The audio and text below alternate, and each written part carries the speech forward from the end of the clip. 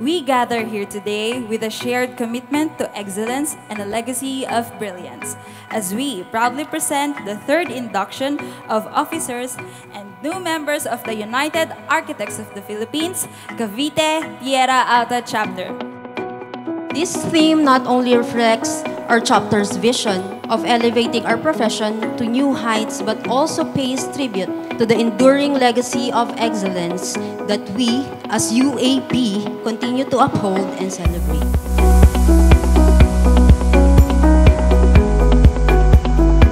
This evening, as we recognize the contributions of those who have come before us, we also welcome new members who bring fresh perspectives and energy to our chapter. Together, we will continue to raise the standards of our profession and through responsive service, leave a lasting impact on the world around us.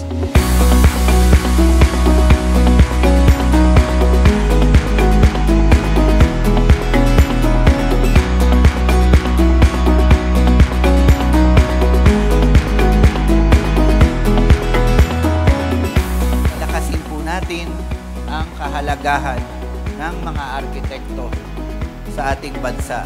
Patunayan ang inyong talino sa pagiging malikhain at kakayahan. So, patuloy nating itulak ang mga hangganan na kung ano ang posible na didisenyo ng mga layunin, pananaw at may malalim na respeto sa kapaligiran at sa komunidad na ating pinaglilingkuran.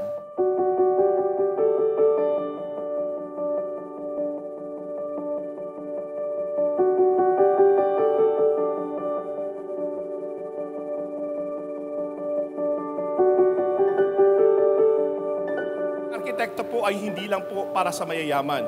Ang arkitekto po ay para sa lahat ng antas ng ating lipunan. It's not about just planning and designing. It's about how architects could make better lives sa bawat Pilipino at bawat human. Yun ang ating contribution sa ating built environment. We should be responsible in everything that we're drawing, everything that we have been designing. It's very, very important. The impact na naiiwan po, ang footprint po na naiiwan po ng arkitekto.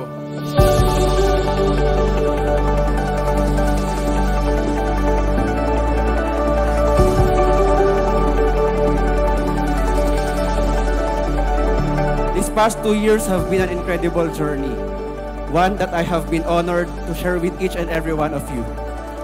When I first became president, I had a vision for our chapter. We dreamed of an organization where we could come together not just as professionals, but as family. Where every member's voice would be heard and we could all grow, learn, and inspire one another.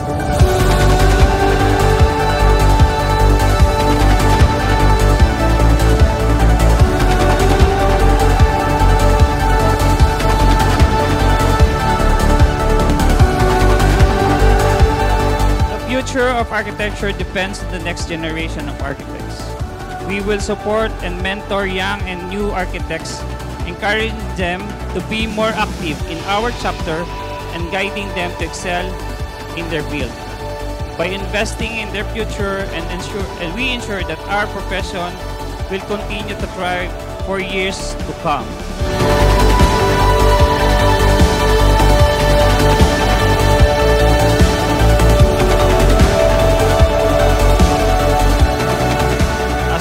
Forward, let us carry with us the spirit of excellence embodied in Service Alir. The drive to elevate our profession, to encapsulate in Ascend. Together, we will stand out, we will excel, and we will rise, leaving the legacy of brilliance that will inspire the future generations of architects.